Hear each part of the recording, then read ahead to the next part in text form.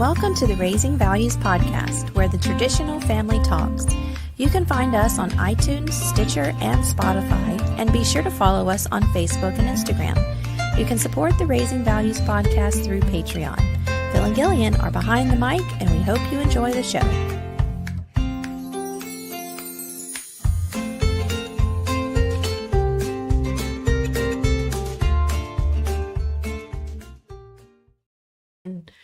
Oh, hi.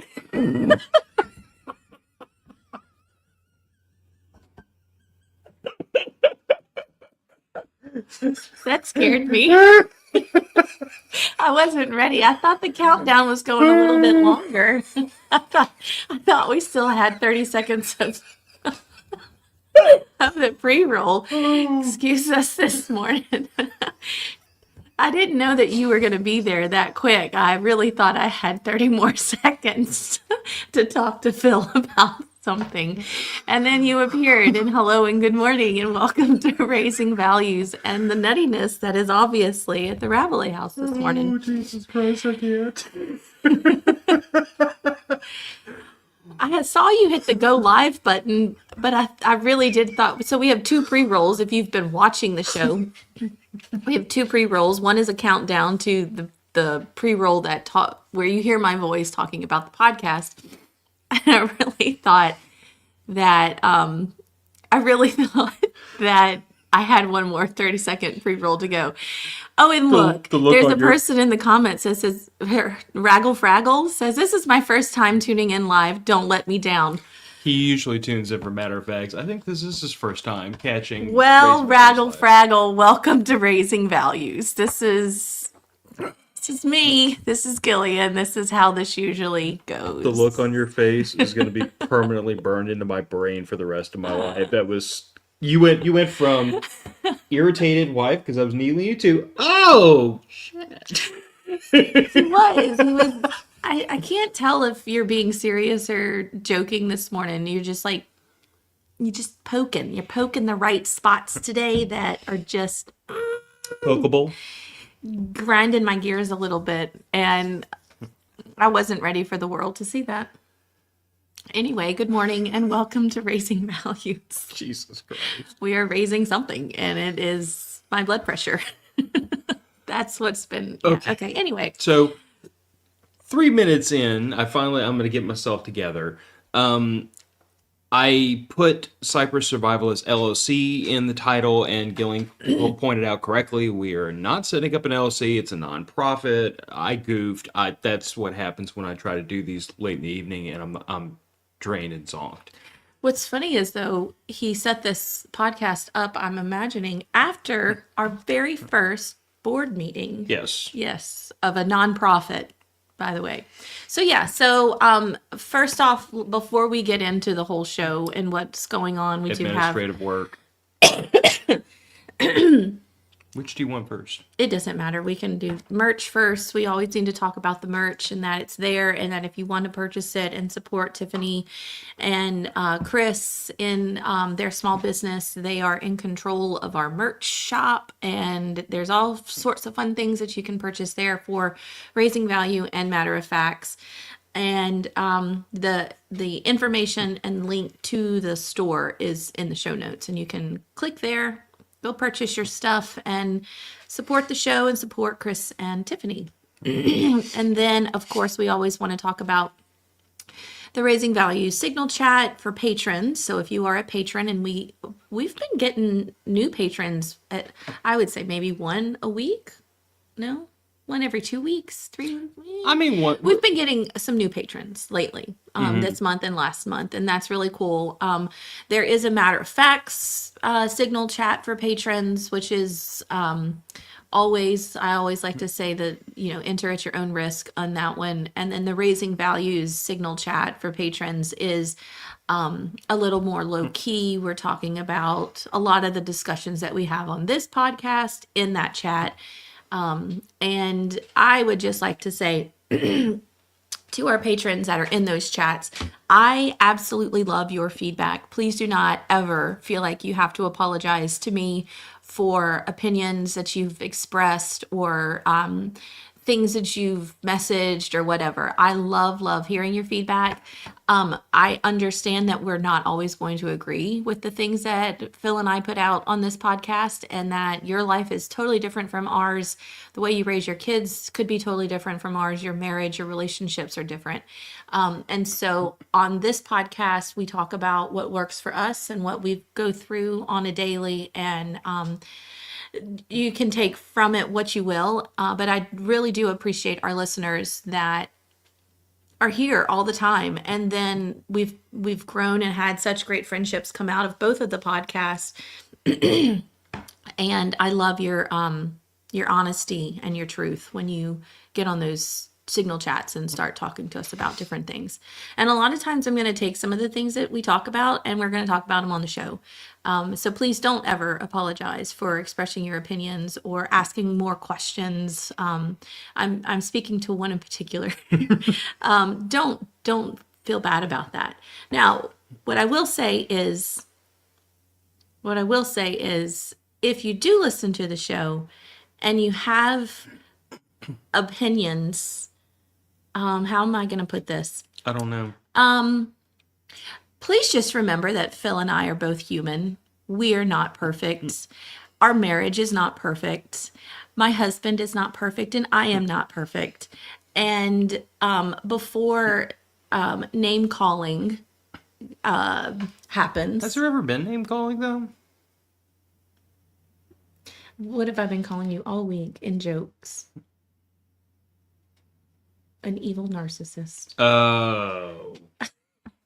Before that happens, please just remember we're human, and things which you see for an hour on this podcast or you hear for an hour on this podcast are small glimpses of our life, and maybe give some grace. That's all I'm going to say. All right, so let's get into this. I was excited. Phil was like, what do you want to talk about? I was like, the obvious. Let's talk about the obvious. The elephant in the room? The elephant in the room. We're not quite sure how it's going to be taken for a lot of people. But anyway, it doesn't matter because this is what we're doing. So the last few episodes, I have been really hard on Phil about things. And it is all centered around not an LLC, but a nonprofit that Phil and I both started with help from our other founding members, his sister and brother-in-law, or her husband, our brother-in-law, whatever. You get it. It's family dynamics. Anyway, we've started a nonprofit called Cypress Survivalist, and a lot of you have heard about it, especially our patrons, because we've put this all throughout our signal chats, and we've talked about this, getting feedback from you guys, and we appreciate that, on how we should do this. So let's kind of roll it back just a little bit. Phil started Matter of Fact's podcast, 8 years ago? 8 years ago, this past August. Or August, June, somewhere in there, middle of the year. And like I have said on the previous episodes where we started kind of talking about this with you guys, the podcasts that Phil and Andrew and now Nick have built it's wonderful. I think it's gotten a lot of information out there. Obviously, it's touched a lot of people. It's gotten a lot of people thinking. It's really done a great job on meeting the mission that Phil originally intended. Which just to kind of like loop that in, like my original vision for Matter of Fact's podcast really was coming at the preparedness community from this perspective of like a portion of the preparedness community was preaching things that I had grown up doing or grown up aware of, and it was never preparedness. It was, you live on the Gulf Coast, you're supposed to do these things. And so I started circling around this idea that like there's so much of maybe not the things done in the preparedness community, but the principles involved, that it was never like a community or a mission or something that had to be pushed. It was just adulthood. It was things you're supposed to do to take care of your family. And I formed the podcast originally by myself with the idea that we have to like reclaim some of this knowledge that's being lost and these mindsets that are being lost. And we have to get people to understand that these are like everyday normal things. You know, this is having money in a savings account is a prep. Right. And I always like to use that example with people. well, I tell everybody, if you have money in a savings account, if you have air in your spare tire, if you have a 401k or a retirement plan, if you have any or all those three things, congratulations, you're a prepper. You were doing things for the exact same reason as the crazy ones on Doomsday Preppers who live in bunkers. You're just doing it a different way. But that was like my original mission statement was like I was watching massive flooding in South Louisiana. I was watching people that weren't prepared for it. And I don't know, I literally sat down on a day off of work and Googled, how do you start, as silly as it sounds, this was the origin story. I Googled, how do you start a podcast? Podcasts for dummies.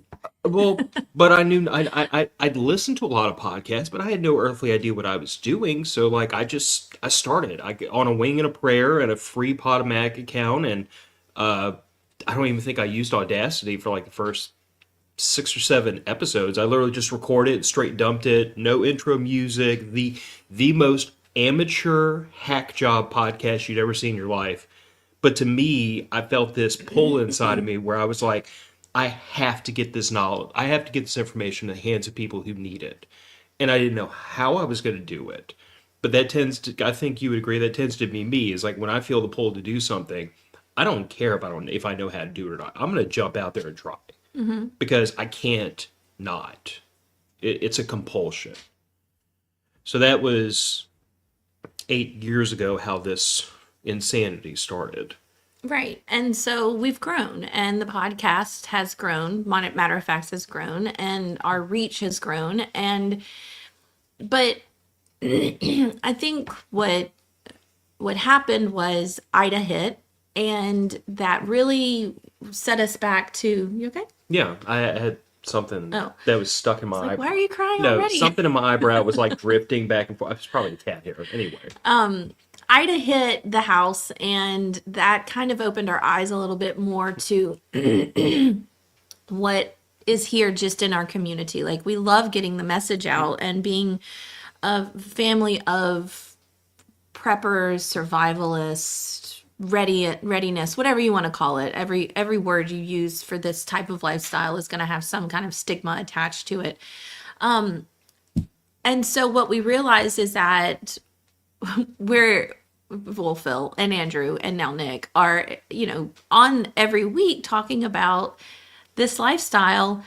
But what we realized is we didn't have a MAG, which means Mutual Assistance Group, in our area. We know that we have listeners of both podcasts in our area. We know that people listen, and we know that people in the same lifestyle listen to the podcasts and everything else, but we didn't know who they were. We don't know where they live. We just know that they're local because sometimes they reach out to us about different things. And so I think it kind of stewed in Phil's brain for a little bit of, well, what can we do? And how can we make this better? And how can we reach out to our community to create these mutual assistant groups and know who they are? And I kind of equate it to, because of this podcast, I kind of equate a MAG to a phone tree. I don't know if y'all remember phone trees. If you were ever a class mom, or you worked in your child's classroom, or maybe a Sunday school group or whatever, you had a class tree, and when something happened, the leader of the tree would call so and so, who would then call so and so, and then it would just kind of roll, and you would make a plan, and who was going to bring this casserole and who was going to bring that treat, kind of thing. So that's what I kind of feel like a MAG is. It's just like a fancy prepper word now. Prepper. I mean, not now. I mean, it's always been, but it's a survivalist's phone tree. It is an internal 911 call. Yes. That's the way a lot of us in the community view a MAG is it's not, I mean, sometimes MAGs are like a group of people you train with, or a group of people you may barbecue with or hang out with. Like friendships definitely knit throughout that group. But the true purpose of a mutual assistance group is if I have a tree sitting on my house in one of the front yard because a Cat 3 hurricane just blew over the top of the house, I engage the MAG and say, hey guys, anybody that can come over, with work gloves, with chainsaws, lend me a hand. I could use it. If y'all are not in worse shape than I am, I'm putting my hand up saying I need some help. And that goes for everybody else. So like if we had had a local mutual assistance group, that would have been a group of people who, if they had chainsaws, they had fuel, they had bar oil, they had fully fueled up trucks, they were prepared to self-rescue. And if they didn't need to self-rescue because their damage was fairly minor, they're now in a position to help rescue someone else. So that's the whole concept of a mutual assistance group. And like you're very right that was a lot of my motivation for doing this after Ida. But the other thing it's really been gnawing at me since Hurricane Ida was like I have no illusions about the fact that a very large subsect of this community we live in, I don't like to use words that would upset them, but they're soft. They were not prepared to weather Hurricane Ida. Where like in this neighborhood, for as an example, we had the biggest problems to deal with. We had a hole in the roof you could jump up and down in. We had a tree sitting on the house. We had another one in the front yard. We just those trees falling. We had bigger problems to deal with than anybody else in the neighborhood. Because from looking around, I saw some shingles out of place. I didn't see any major structural damage.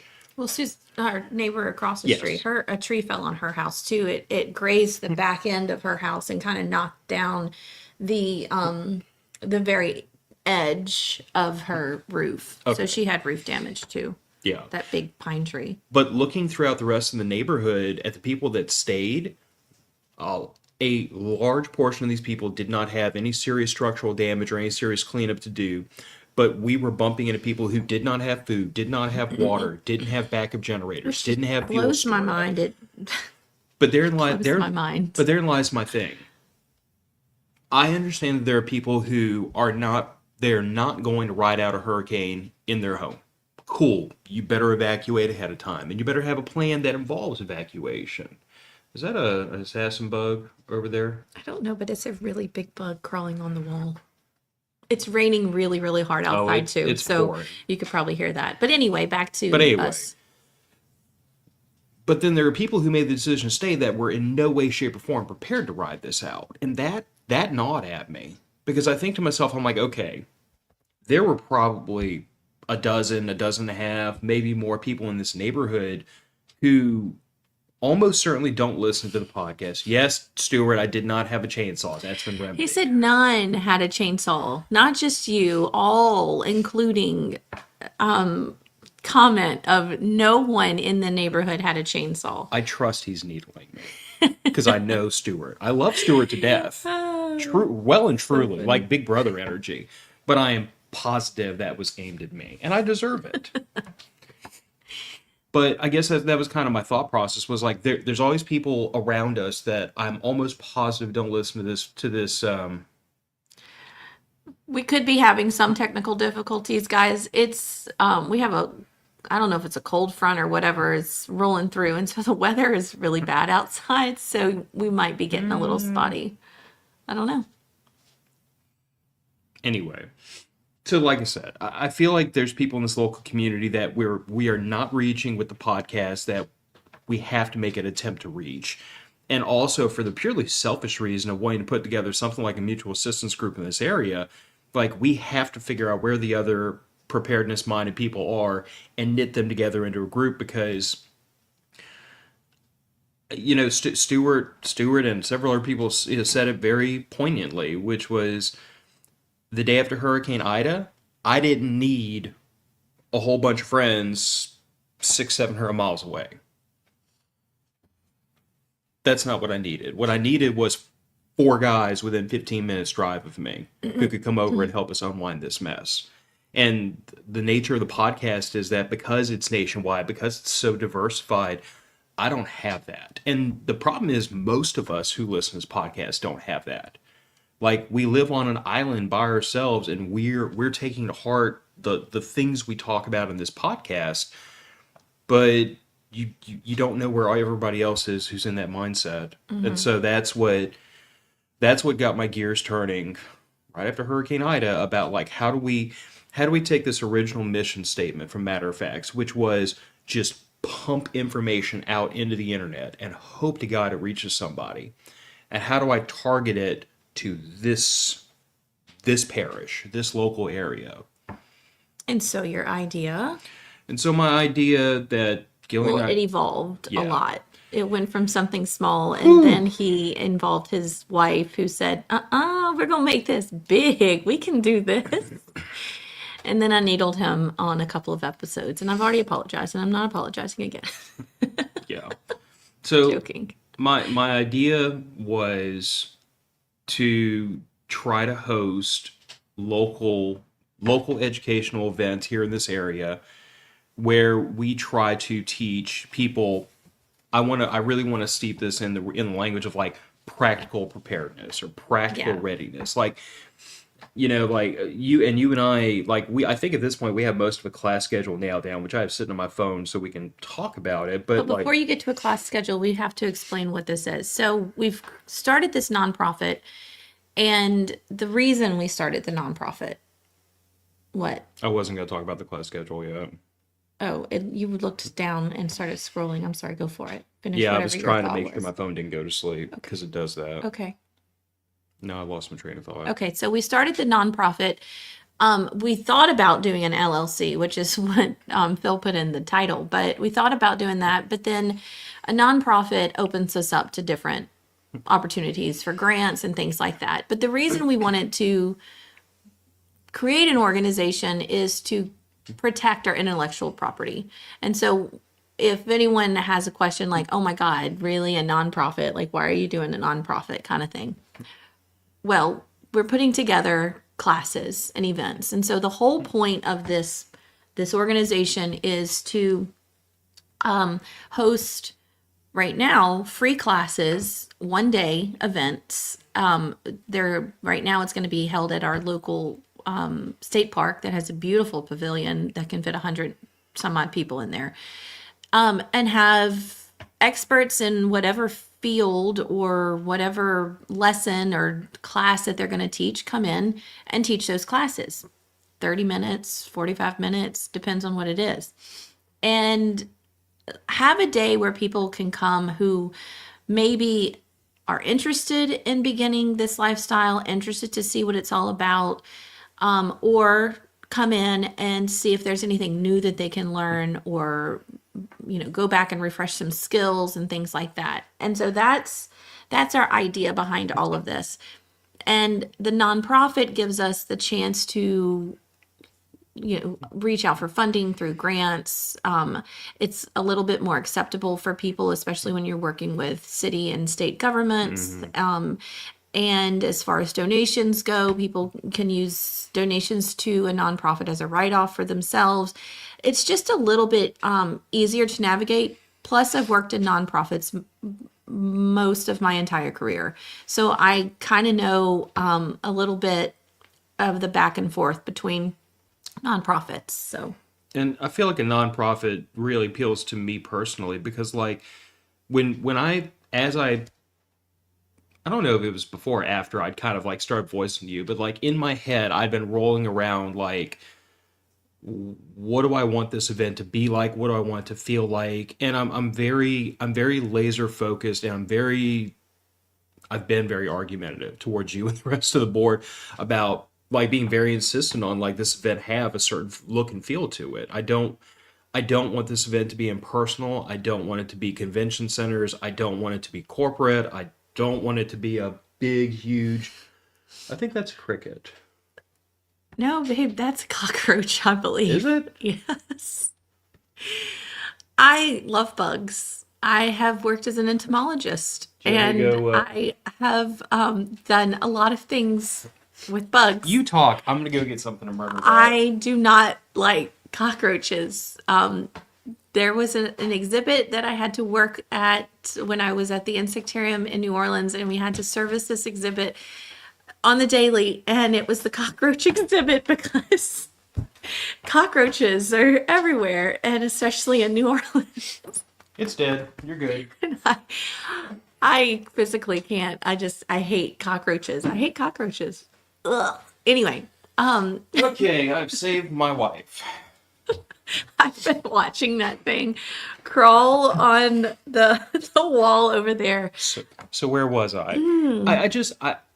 A nonprofit appeals to me because like the entire mission statement here is really focused on like providing a service to the community and about like this isn't intended to be like a money making one of us is going to quit our jobs type of thing. This is really intended to be something where like I see a need that the community is not having filled. And maybe that's because there's nobody else around that is in this lifestyle. And maybe that means because there's a bunch of people that nobody's just taken the leap. But as I did 8 years ago, where I didn't know what the hell I was doing, and I just took a leap, here we are again. We're going to take the leap again. Although you know far more about this than I do, because I've worked in exactly 0 nonprofits my entire life. Yeah. But I think a nonprofit works in this capacity. I mean, we really are trying to provide an educational resource to the community, and the whole idea here is to make it as low cost to the attendees as possible, because I don't want the difficulty in traveling hundreds of miles to be the thing that keeps them from coming, which is why we're really going to focus marketing in the local area. I don't want ticket costs to be the reason people don't come. I look at this very similarly to a lot of other parallels where everyone has a need for this information, even if they don't recognize it yet. And everyone has a right to have it. So any business structure that allows us to pursue grants, to pull in money from other sources so that we can offset the ticket cost of the attendee, that's the direction I want to go. And to Raggle Fraggle's point, I wouldn't say this is another prepper camp. See, this was also another thing that we've talked about probably way down the road. But I do not believe that having a few large events in the nation that promote this lifestyle is the way to get the point across.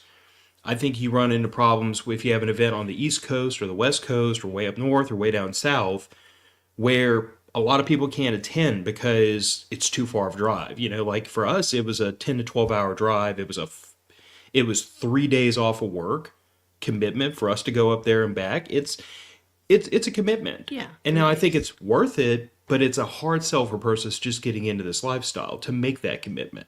So what I think we can do here, our cat is trying to wake up our daughter. But anyway, I think what we can do here is we can do a smaller scale event in the local area where we can reach people, and then we can try to provide some kind of a blueprint so that we can take this event and we can do another one elsewhere in Louisiana and do another small scale event for that local community and bring those people in. What I see here is basically it's the idea of like diversification. We're taking a very large, very well-run event and we're breaking it up and we're going to put a little bitty one in all these different places so that we can reach more people. No, let's correct that statement. We're not taking anything prepper camp. No, I guess I'm saying is I'm taking the concept and which there are others around the country that do that. There's quite a few actually, and the thought process, which Phil hasn't said yet, is start small first. We're going to start small in our community and kind of work the kinks out and figure out what needs to happen, and then what we would like is for people to feel like they can reach out to us and say, hey, I really liked your event. Would you come do one in our town? Or we can say, if you want to do one in your town, here's the backbone for it, which is another reason why we made it a nonprofit. So we have more legal power to say, no, this is our brand. Yes, you can use it or whatever. We can set something up in your town, but it's ours. And we run it and we get to call the shots about that kind of stuff. So small enough and compact enough that it can go from place to place and become a traveling way down the road, a traveling sort of educational day, or maybe 1 or 2 days, depending on the location. But just something where you can get a small amount of groups together and talk about different subjects in this lifestyle. And I think it's important because just like you said, I was already having trouble with taking 3 days off. I get 8 days off a year. I know I get holidays and summers and all that stuff, but between sick kids and me getting sick and whatever needs to happen, if I want to go on a field trip, that eats into my 8 days for the year. And so I was already starting my year off with 5 days because I was taking 3 days off to go to another event. So, anyway, I think it's important to stay small as long as we can, and then if we do grow, we just make it smaller pods. We just keep the smallness of it. And there was something. Yes, Garden Girl said small scale can also be a lot less intimidating for newbies because we're very much aware. And Nina, I know you're aware of this too. And I said this the last time on the podcast, and I will say this every single time. And if you ever attend an event, you will hear me say this. This lifestyle is overwhelming, and there's a lot. There's a lot to it. And how do you eat an elephant one bite at a time? And I think these little bitty events that we want to create and host are the small bites. They are just 5 to 6 hours of a class with little things mixed in, kind of thing, little activities that participants can do in an area where you're not tied down for a long amount of time. It's just a 5 hour, like what am I trying to say, like it's hammered into you really quick kind of thing. Anyway, I think it's going to work. I think we are just in the beginning stages, and just like some of our friends have said, we are not going to look at the first event and say, oh, only 5 people came, so we have to stop doing this, because we're not going. The next event will be bigger and bigger and bigger. And we want partners. We want people to come in and be like, yeah, I want to do this in my area. Yeah, I want to do that in my area. We've talked about 5 years in the future, 10 years in the future. What would this nonprofit look like? And I'm hoping that as a nonprofit, we're really here to just help people because of the intimidation of it, because of the stigma of this lifestyle, and because of there are people that gatekeep the information, and this is not information that should be gate kept. I was picking up what you were putting down. Past tense. I'm trying. Anyway, so. Well, and I also think that like there's an opportunity here to make this, because we're targeting something that's so much smaller. I think there's also an opportunity to make this much more personable. Well, that's what Raggle Fraggle said. To be fair, I think it being regional is important because prepping looks different from place to place. Absolutely. And, like I had said when I first started talking to the team about this, that like a lot of the coursework, I've really built a lot of this coursework out with some input from like you and the other 2 directors. And I'm leaning into y'all's areas of expertise, but like a lot of my coursework, it's a lot focused around hurricane preparedness, because why wouldn't we? Look where we live. So I agree with Raggle Fraggle completely. Like, I think that making this more of a regional event, and if we choose to partner with someone to move that event somewhere else, then we have someone in that region who can kind of like bring us up to speed on what kind of coursework works up here. Like if we did, I think Joe mentioned, what about doing one in Arkansas at the campground that we go to a couple times. We've gone to a couple times. And if I was going to do an event up there and partner with someone in that area, I would ask him, what kind of problems y'all deal with up here? Mm-hmm. Hurricanes, probably not as much. Probably tornadoes, though. Yeah. Maybe floods. I don't know. I don't live in Arkansas. So to me, the opportunity here is to make this a much more targeted event to the local population. But also what I meant by making it more personable is that I really want to make sure that, and this is something we talked about very early on, like I don't want to do TV screens and PowerPoints. I want to take every opportunity to try to make these classes as interactive with the group as possible. I want questions. I want volunteers. I want hands-on demonstrations. I want this to be an opportunity to break down that traditional barrier where it's like I stay on this side of the line and I talk and y'all stay on that side of the line and y'all listen. I want this to be something where like you feel as the audience feels as though you're not being lectured to for an hour, but you're being invited to like join me and let's learn about a subject. So like again, it's hard for me to describe, but like I know in my head, my heart, what look and feel I want for this, and I just want something that feels kind of like the podcast in real life, honestly, where I grab a person by the hand and be like, "Hey, do you want to learn how to put on a tourniquet? Let come over here and check this out." And Yeah, I hands-on skill building is what the event is really shaping up to be. A lot of hands-on things that, like activities that we're going to do, not just in the classes themselves. I mean, those will be hands-on as well. Some of it will be lecture. It has to be because it's going to, I mean, we have to talk about this kind of stuff. But the breakdown of it afterwards or the breakdown of it during or whatever. And the way I kind of see it is, well, I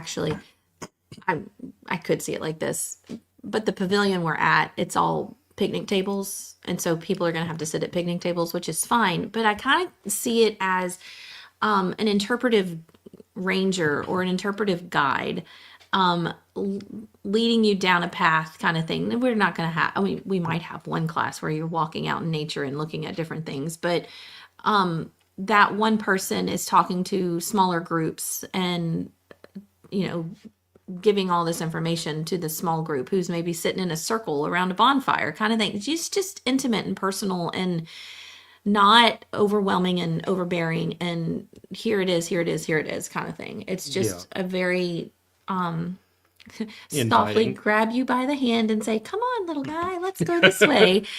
This is what I want to talk to you about. Tourniquets are scary, but let's use them. Learn how to use them." So, Yeah. Stewart said, "I'll volunteer to teach people how not to be a dumbass." oh, he didn't say not. How to be a dumbass with a mirror Oh. and being an asshole. Oh, minor.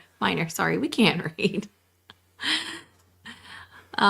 So yeah, so that's what Cypress Survivalist is. I kind of want to talk about the name too, because the four of us, Oh, that's a story. we went around and around and around about what we wanted to say. We had some friends, Stuart being one of them.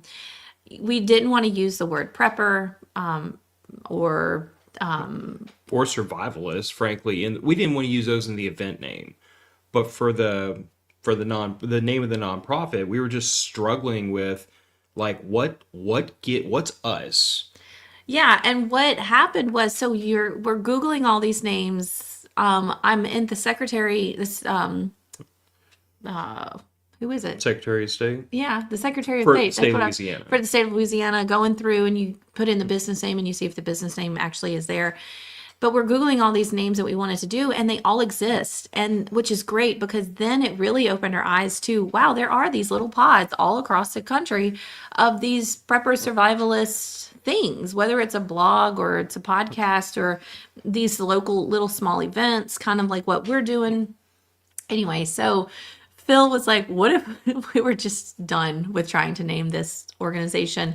And he's like, what if we're like Pine Tree Survivalists? So the reason I just threw that out there is because I got frustrated. I leaned my head back in my chair and I was looking out into the woods behind the house we were hanging out at, and there's just pine trees. And I was like, a Pine Tree Survivalist.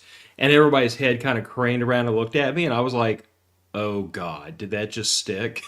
No, well, it kind of Pine did. Tree didn't, but it took us down the road of Cypress Survivalist. Yeah. And mainly one of the stories that we kind of attribute it to is we went on this family camping trip and sight unseen, we booked a large enough campsite for the two families. So it was Ross and Becca, who are now directors on the board for this nonprofit, and then us and Piper. And we get there, and not only are we literally in a water swamp, but there's cypress knees everywhere. And so we had to set up our tents. There was a camp pad, but the camp pad had cypress knees in it. Like obviously this site had not been maintained for quite some time because the cypress knees were coming up through the tent pad. pad. And then we had to camp up on the road because there was nowhere else to go. We were in the water. Yeah, there was kind of a wooden boardwalk on the side of the road, and like that's what we where we had to set the set up tent the up tent. there, and then we had to like tie it down. Like I think if I remember right, I tied ropes around the tent stakes and then dropped them down between the gaps in the boards, and then yanked them to like pop them like that. It was an operation to get that tent set up on a wooden boardwalk, but we Yeah. got it done. So anyway, so that's a funny story that we always share about camping with it being sight unseen before we put our tents down and all that stuff. And so cypress is also obviously a plant that grows or a tree that grows naturally. All around here. Yeah. So that's it. That is Cypress Survivalist, 501c3 educational nonprofit, Not an LLC. not an LLC like in the name. I'll take my beatings later. I was trying to do that and then the pre-roll ended. Still, And everybody got to see me all upset with you. No. I might clip that out and make that an Instagram reel because that was peak hilarity. That was funny. We hope that you are all excited with us. Maybe you won't be. I don't know. I don't know why you would be watching this podcast if you're not. And We do need to talk about the class schedule. oh, okay. Let's do that really quick. I was just gonna say, like, join us in this excitement kind of thing. Yeah, so this is, I wouldn't say this is like set in stone for the first event, but it's getting pretty firm at this point. So we're talking about doing just like a real base layer. I call it a preparedness 101, but that's probably not going to stick. But I really Practical prepping. that probably is what I should change it to. But I'm really just thinking about like, talk about the mindset, situational awareness, assessing threats, and then your actual base layer preps, like, your food, your water, your self-protection, your shelter, and so on and so forth. And what I'm really trying to do is take a 50-minute block of instruction to take a person who is brand new and tell them, look, these are all the areas you need to cover. To what degree is up to you, but you need something in every one of these buckets. And also take the opportunity that if there's a person who's in this mindset, but they missed one of those buckets, to point out, hey, you really need to put something in that bucket for later. Because, that's something that like we on the podcast, on Matter of Fact, have been very open about, is like, we look back on where we first started preparedness and realize, oh my God, I had all these gaps I didn't even know existed until I went a little further down the road and realized it. But anyway, so following that, I think we're looking at a medical 101 class from my sister Becca, who is a freaking brilliant paramedic and has been for years. And she's going to, I have some basic bullet points here, which I think she's going to integrate into hers, but she's still building out that coursework. She really wants to try to take a person and basically tell them, these are the things you have to be able to do to keep someone alive long enough to get them to an emergency room. You know what I'm saying? Which it starts with CPR and it ends with like, in more advanced trauma care. It's a lot of the same things that like I learned in the Army, but outside of the military or first responders, there's a lot of civilians that don't learn that knowledge that probably should. Harvest from Nature is one of your two classes.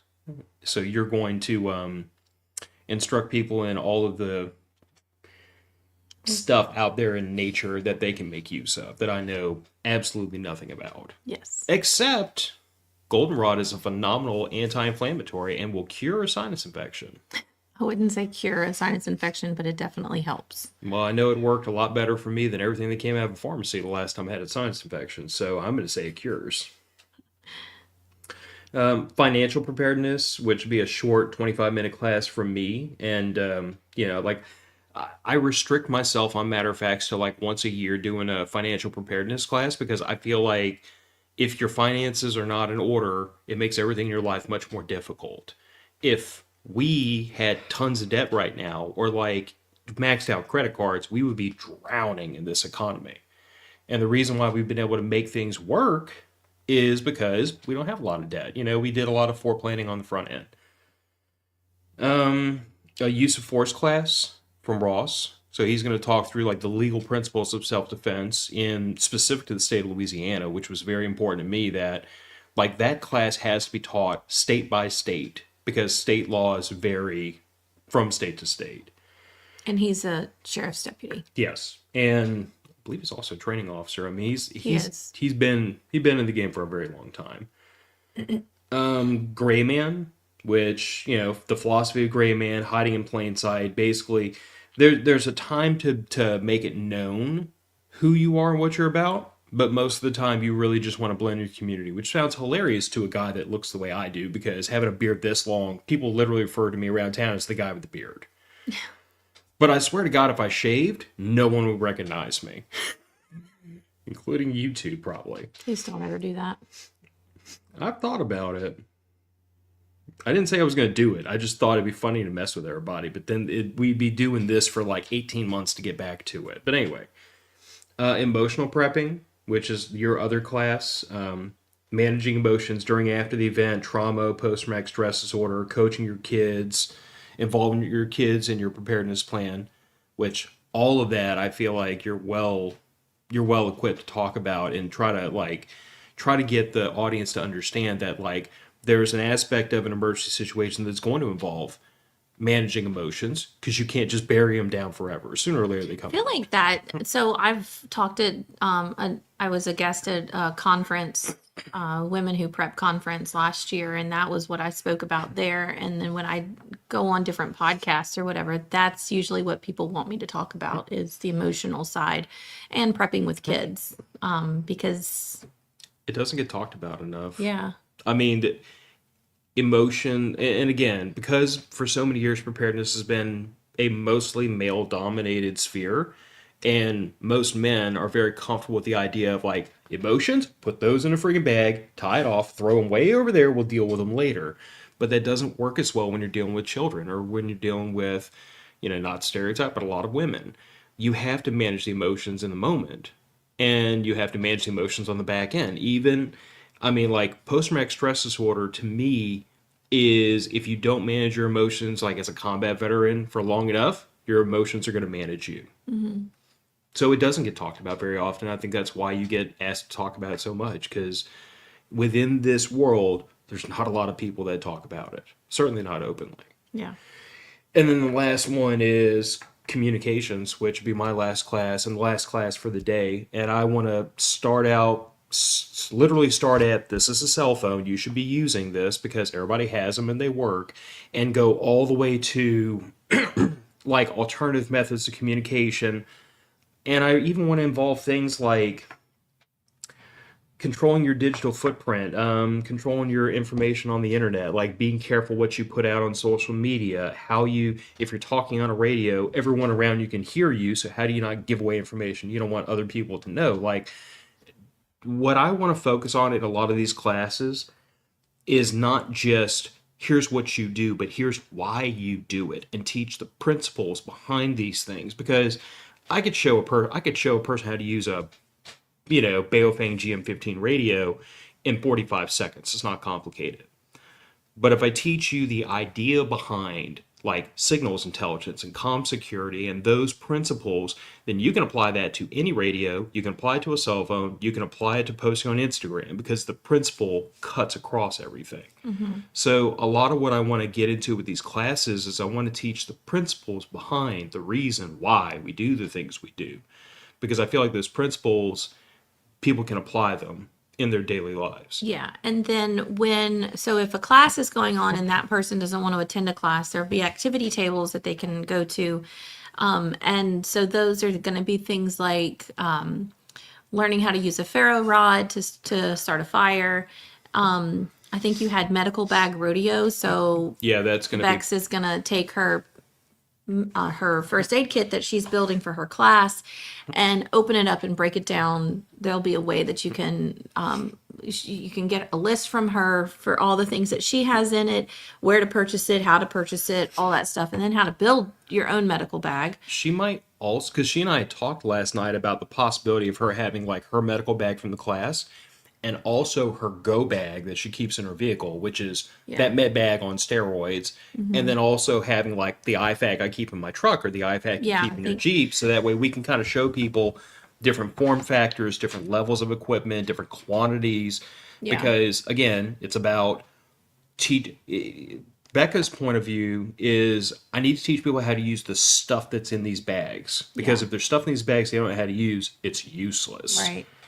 But yeah, she talked about putting together like an Amazon list, and we can put that into a QR code so that if a person says, "Oh yeah, I need that stuff," here, Yeah. and order everything on the list, and you're done. Yeah. And then we thought we'd have fun with tourniquets and have a tourniquet tournament where we're teaching you how to apply a tourniquet, and then, you know, who can do it fastest and who can do it correctly and who can do it whatever.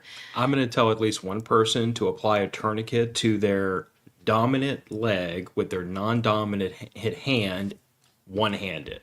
That will be entertaining to watch. So those are just some of the activities that we're looking at doing while the classes are going on. But, you know, we don't want this to be super big. Maybe eventually one day we'll have vendors out there, but we don't want to muddy it up. Like, we want people to just come in and get the information that they're looking for, and then they can go home for the day, or they can camp at the state park or do whatever. There was something else I was going to say, but now I can't remember. So I don't know. I can't remember what I was going to say. You know when that happens. Anyway, Sorry. it's okay. Anything else? There was something else, I think. No? Well- Anyway. I don't know. I appreciate everybody taking a minute to listen to us decompress all this, because this has been 2 weeks of absolute like. Oh, I know what it was. What Go was it? ahead. Nope. You go before you forget. Facebook and Instagram. I have been trying to begin that process of building a social identity on Facebook and Instagram. I know that we need to get to TikTok and YouTube and all Those the other links places. are also in the show description. Yeah, and see, I'm going to go back to Stuart's comment just now. He said, "I hope never vendors." That is really what will be different for a lot of events around the country. Is we're not going to do vendors. I don't And want we're taking vendors. a 2-hour lunch break, so you can either use a grill at the state park, or you can go into town and get something to eat, or you can bring your own. You have enough time to do that kind of stuff. We want it to be very personable. We want people to go away feeling like they've met their people. Again, Yes. with what Holly said a long time ago in what I've put in a post, is that we are normal. It depends on who you ask, I guess, if we're normal or not. But we're normal people, and we want people to come to this. Kind of going back to Garden Girl Nina's comment, is not be intimidated by the whole process, and know that there are people who we just took it one step at a time, and we just want you to understand that we're here, and there are people out there like you. And I think, what I have always been so thankful for with these podcasts is we get to go hang out with our chosen family, people who have the same thoughts and do the same things that we do and things like that. And so it's nice to be able to build that kind of community with other people who may just be sitting at home going, I wish. And now hopefully we'll give them an opportunity to actually go out and do stuff. And to Raggle Fraggle's point about what's going to be your revenue source, like, I know that we're going to be pursuing some grants and some donations, but like to current, what's funding this event is me. Like, literally out of my own The pocket. 4 of us. Yeah. The 4 of us Which- are funding this right now. I was thinking about this the other day, because like I've been very pointed about like, and you put this as an action item for me, that I need to develop a budget, which right now is like The budget is zero. I, I But know. I said that in the meeting last night. I was like, by next meeting, Phil, you need to introduce a budget and we need to accept the budget. And I got this look like I had four heads. And it was like, no, we really do have to have a budget for a nonprofit. I have to turn that in. understandable. Even if there is a zero amount that we can pull from a budget, we still have to list things that we're purchasing for the nonprofit. But I was thinking back to like matter of facts when I first started that, and I ran the podcast at a loss the entire first year. The whole first year, everything was out of me, and that was back when money was tight. We didn't have a whole lot of extra, but my extra money that got spent starting a podcast. So I went down that road, and I think I'd have to go back and look at the records, but if I recall correctly, I think it was about it was just shy of the 2-year mark. We actually had enough coming in on a regular basis to cover costs for the year, which ever since then, I've been very, very directed about making sure that the revenue coming from the podcast covers the cost. We don't have any shortfalls. We don't have any massive overruns. But I've kind of come to peace with the fact that to get this nonprofit and to get this event off the ground, it's gonna come out of my pocket, which I'm okay with. I know that Ross and Beck have offered to help shoulder costs, and that hasn't been necessary at this point. But I feel so strongly that this needs to be done that if it ends up being a couple of $100 out of my pocket, okay, I've blown a couple $100 on junk in the past that I don't feel like did as much of a service to the community as this could. So, And with that being said, if you're a local listener and we wrote into the bylaws that we would have a board of 8 members. We only have 4. If that's something that you want to volunteer for, remember that you're volunteering for that. Hit us up and let us know, and we can talk about positions that are still available on the board as a volunteer. I am going to be putting out a call for volunteers for event days. And I'm going to be looking for people like Boy Scout groups that, maybe there's an Eagle Scout that needs some volunteer hours, and this would be a perfect opportunity for them to come out and get some volunteer hours and things like that. We are still in the baby stages of this. We don't have a bank account set up yet. That's coming. I didn't realize, but when you get your EIN number for a nonprofit, it actually takes 2 to 3 weeks before it becomes an actual thing with the federal government. We are an entity with the state now, but as far as the federal government is concerned, we don't exist just yet. It hasn't been processed. So we have to wait for that to process in order for us to go and get a bank account and all of that stuff. Eventually, we will open it up to donations. I will be applying for grants. I can't tell you how many grants I've written in my life, but we will be applying for grants.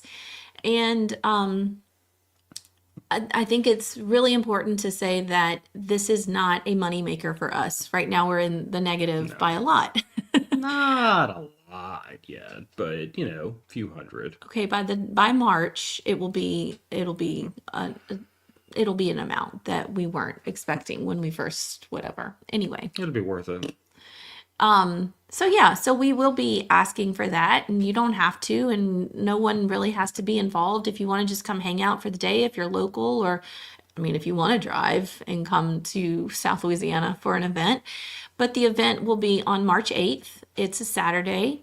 We're hoping for good weather in March, and that is the weekend right before Mardi Gras. So, come hang out, get some practical survival skill knowledge, and then go to Mardi Gras. I don't recommend it, but go to Mardi Gras. So March 8th, it is an all-day event, but we're doing some finalizations on that event, and then after Christmas, you'll start to see some advertisements for the event, and we'll have 2 months to advertise for that event. We'll be going on radio stations that are local, hitting up some. We're going to be introducing ourselves to the parish officials, letting them know that we're here. So there's just a lot to do. But back to Instagram and Facebook, one of the easiest and free things that you can do for us is to like our pages, like our posts, share them if you feel the need to share them, but help us get the word out about Cypress Survivalist and what we're doing and what we're building, and be a part of it that way, if that's the only way that you can be a part of it. It is a community nonprofit, and you're part of that community because you listen to us. Welcome. Surprise. So you can volunteer to do that part for a nonprofit. Yeah. And I would just say that, like, if you believe like we do that this is something that is well-intentioned and very necessary for the community, like, any amount of support you can lend to us is a huge blessing. And support starts with, very simply, just telling people, especially people who you know in this area, although not only people in this area, that we even exist. Because for 8 years, it's been Matter of Fact's podcast and the Raising Values podcast. But the whole point of doing this way is that there's people outside this door that don't know we exist, and we have to figure out how to reach them. Yeah. So our, no one is asked, which I think is probably indicative of the fact that they just have confidence that the podcasts are not going away, because that's not what we're doing here. To me, it's more of the podcast, Matter of Fact, started to serve a mission statement. Oh, I was going to read our mission statement. Every time you say mission statement, I keep pulling it up. Matter of Fact was created to fulfill a mission statement. I feel like Raising Values also fulfills that mission statement in a slightly different manner. This is another avenue to fulfill that mission statement. Like, as corny as it might sound to people, like, I truly believe that, like, there are people who are called to do something, and they cannot ignore that calling. And I feel called to try to spread information and knowledge that I feel like people could benefit from. And I couldn't tell you why I got the calling. Just something knocked on my door, and I was like, okay, fine, I'll go do it. I love that. And we'll leave you with this because we know that we're past an hour now, but this is the mission statement, just so you can kind of take this home with you. At Cypress Survivalist, our mission is to empower individuals and communities through accessible survival knowledge and skills. We are dedicated to disseminating critical information that fosters resilience, self-sufficiency, and preparedness. By providing expert resources, hands-on training, and a supportive community, we aim to equip everyone with the tools needed to thrive in uncertain times. Together, we build a safer, more prepared world. Yay! All right, guys, with that, we're going to head out. We've got some things to do today, as I'm sure you do too. Thanks for listening. As always, again, thanks for always commenting or carrying on the conversation, whether that's in instant messages or in the Signal chats for the patrons. We really do appreciate that. And I was kind of joking a little bit when I commented about the message that I got this week. So yeah, go do you, and we'll do us, and have a great weekend and have a great week, and we'll see you we won't see you next week. My sister's getting married, so we will not be here. So we'll see you in 2 weeks. All right. Bye, everybody. Bye, everybody.